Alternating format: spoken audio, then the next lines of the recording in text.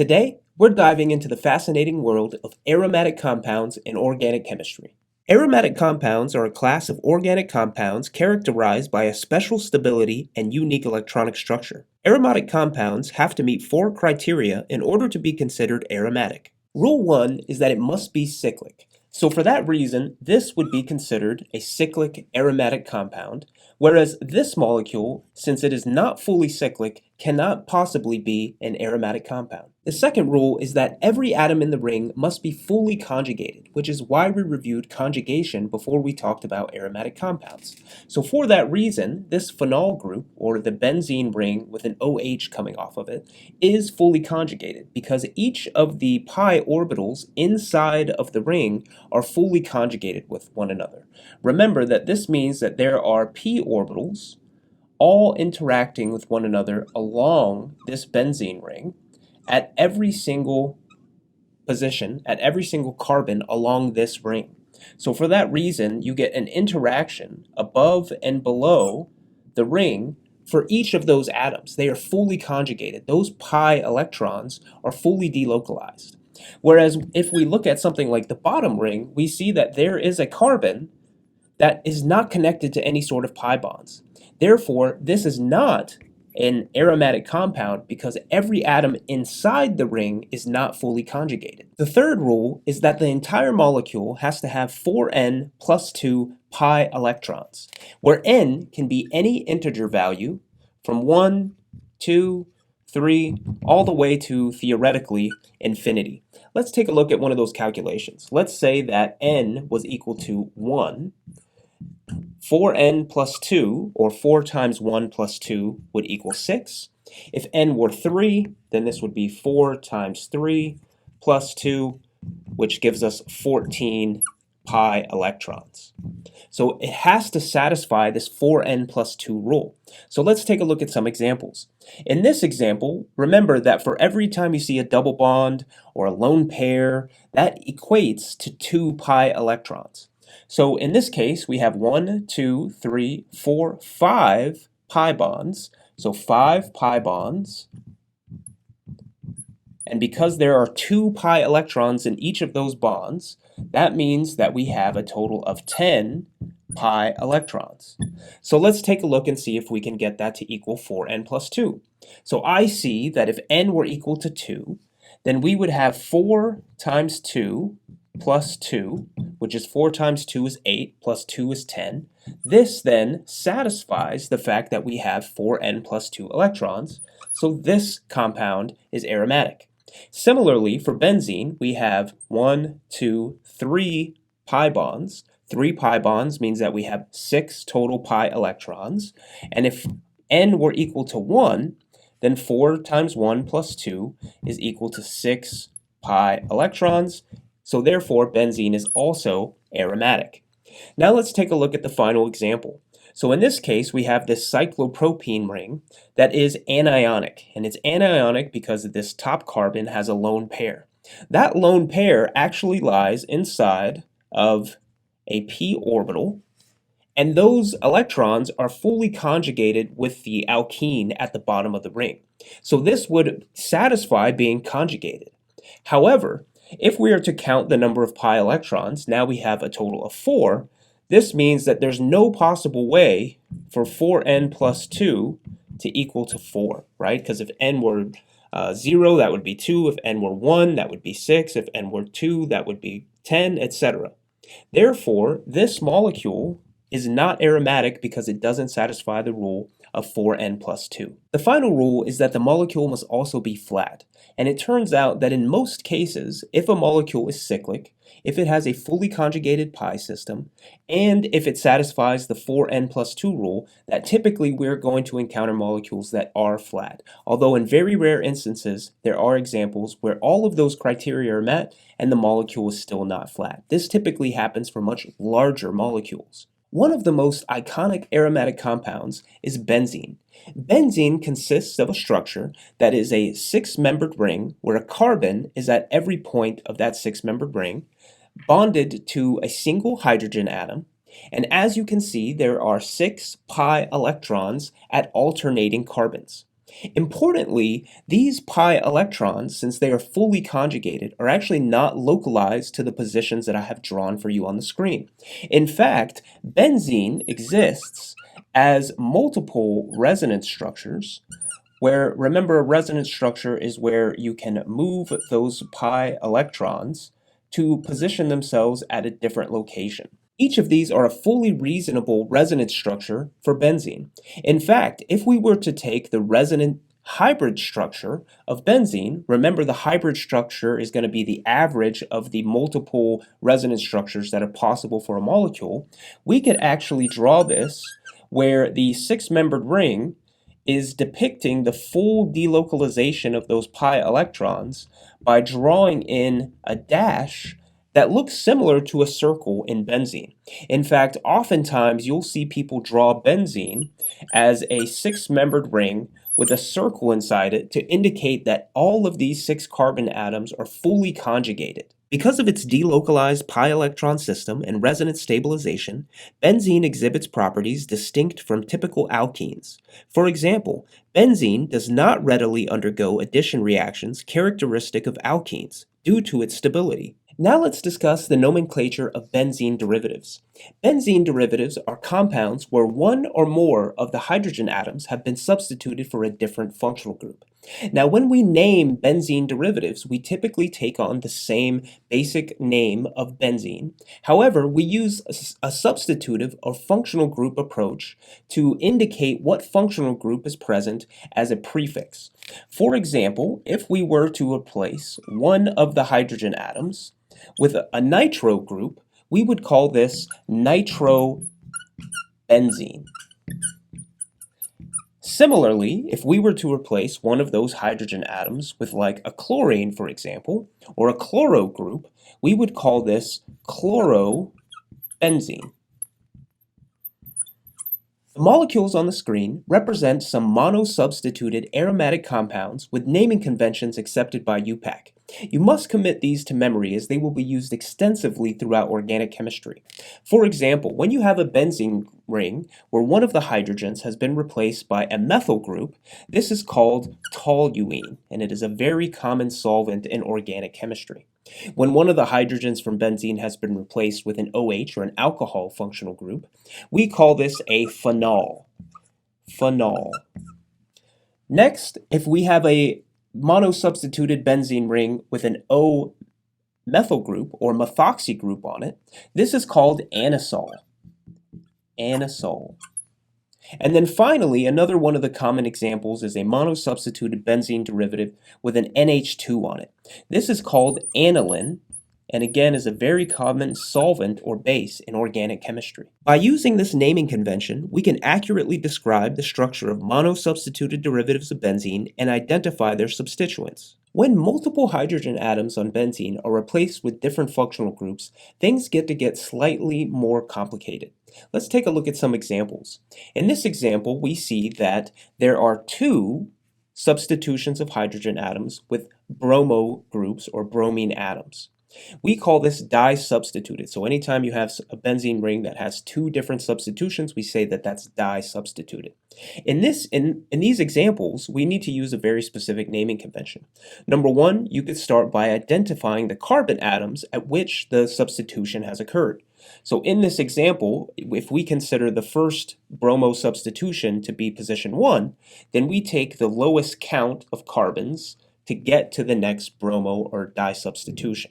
So in this case, we would call this 1,3-dibromobenzene. So we indicate that there are two with the Greek prefix di. We indicate the positions of the carbons by saying 1 and 3. And again, we took the shortest pathway to get there as opposed to going 1, 2, 3, 4, 5. In addition to these numerical values, there are also other prefixes that we can use to indicate a 1,3 substitution. In this example, a 1,3 substitution is also called meta.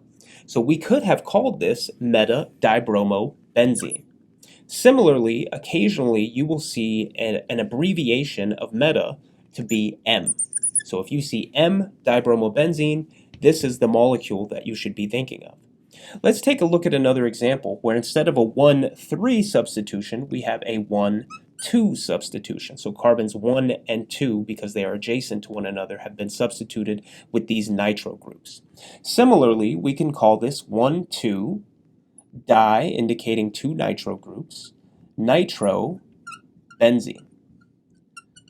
Additionally, this one also has another very special prefix. And in these cases, when you have adjacent carbons substituted, we call this ortho. So we would say that they are ortho to one another. Or we could say O. So this could be O dinitrobenzene. And then finally, let's take a look at an example where you have a di substitution at positions 1, 2, 3, and 4 carbons. So in this case, we also need to consider the alphabetical order at which we'll place these. Notice that I place position 1 to be at the chloro instead of position 1 to be at the fluoro. And that's because according to the English alphabet, chloro, or C, comes before F for fluoro. So that's why I positioned 1 to be the chloro position. So in this case, the molecule would be called 1-chloro, 4-fluoro-benzene.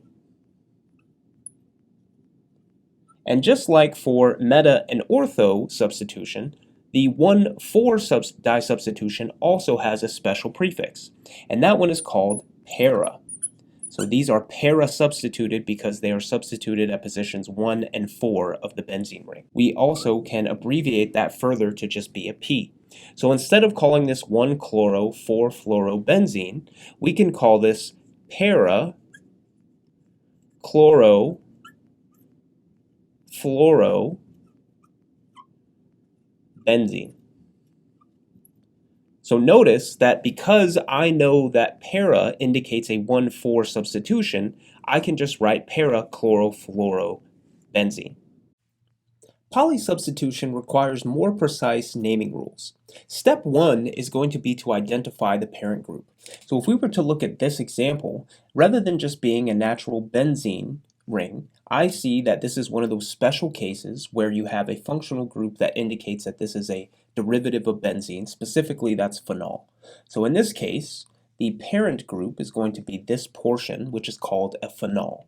Okay, so this is a phenol. And then the next step is to identify and name the substituents. So now that we've taken care of that alcohol by calling this benzene derivative phenol, I see that I have a chloro substituent, and I also have an isopropyl substituent. So I have an isopropyl and a chloro substituent. The next step is to assign locations and then arrange them alphabetically to name this compound. So since phenol has a substituent on it, I will start by calling that carbon number 1. And then remember, I'm trying to take the shortest path to the next substituent. So then chloro would be at the carbon 2 position. 3 is here, and then finally that isopropyl group is going to be at carbon number 4. Chloro comes before isopropyl alphabetically, so then therefore I'm going to start by calling this molecule 2-chloro, 4-isopropyl, sorry I ran out of room there, phenol. And this is the UPAC nomenclature for this specific compound. Let's take a look at one more quick example. In this case, the parent compound is just the benzene ring, so I know that this is going to be something with the name benzene in it. The next step is to identify and name the substituents. Here we have a nitro group, and then we also have a bromo group. Bromo comes alphabetically before nitro, and then finally I just need to assign the locations. So since this is benzene and I know that bromo comes first alphabetically, I'm going to assign that position number 1 as the carbon, position 2 here, and then position 3 here. Now I could name this 1-bromo, sorry, there should be a dash here, 1-bromo, 3-nitro benzene, and that would be perfectly sufficient. However, I could use the nomenclature that indicates that it is meta. So I could call this meta bromo nitro benzene. Now let's delve into molecular orbital theory, a powerful tool for understanding the electronic structure and bonding in aromatic compounds like benzene. In MO theory, we consider the overlap of atomic orbitals to form molecular orbitals, which are regions of space where electrons are likely to be found. These molecular orbitals can be bonding, anti-bonding, or non-bonding. In the case of benzene, the pi molecular orbitals are formed from the overlap of p orbitals on the carbon atoms in the benzene ring. The delocalized pi electrons in benzene occupy these molecular orbitals, contributing to its unique stability and aromaticity. By analyzing the energy levels and spatial distribution of these molecular orbitals, we gain insights into the electronic structure and bonding patterns of aromatic compounds. Frost circles provide us an opportunity to visualize the delocalization of pi electrons to determine the relative stability of molecules. If we're to draw them, what we do is by starting by placing the point of our cyclic molecule at the top and the bottom, drawing a circle around it, splitting it in half, and drawing in the pi molecular orbitals. Let's consider benzene, for example. We know that benzene, since it has 3 pi orbitals, is also going to have 3 anti-bonding orbitals in addition to their bonding molecular orbitals. Therefore, what we do is then evenly distribute them, just like in our MO diagram, on the structure, and this is called a Frost circle. And from here, we can go in and place our 6 pi electrons. Remember that there are 2 pi electrons in each of those double bonds. And if we're to do so using all the same rules for electron configuration that you've learned about before, what you would see is that all 6 of these pi electrons lie below this line that is cutting through the middle. And if you're to think about this like an energy diagram, then what that means is that all of these 6 pi electrons have been stabilized or below this 0 value. This gives a kind of a visualization as to the stability that something that is aromatic has. If we're to consider something else like cyclobutadiene, for example, so this is a 4-membered ring. Again, we place the points at the top and bottom. We place our circle around it. We draw a line cutting it in between, indicating the point of 0 energy. So if we were to do that, now if we take a look and we say, okay, since there are 2 pi bonding molecular orbitals, there must also be there must be a total of 4 orbitals in total. Therefore, if I'm to draw this, I'm going to draw it with 4 different lines on it, just like we did 6 different lines for the benzene ring.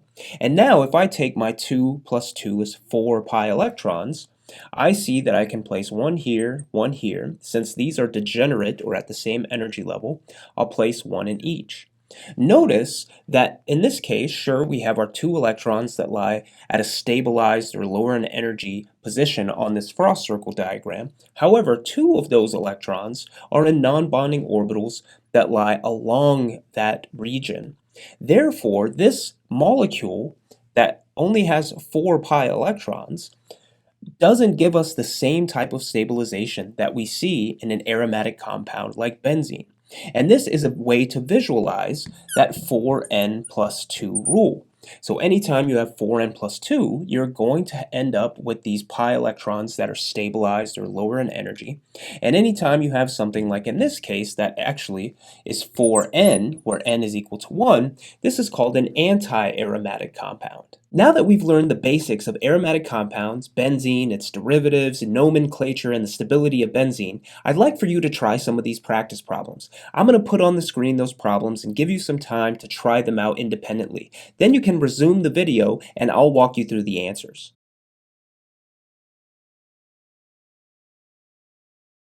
For the first question, we can see that both of these are cyclic compounds, which satisfies one of the rules for aromaticity.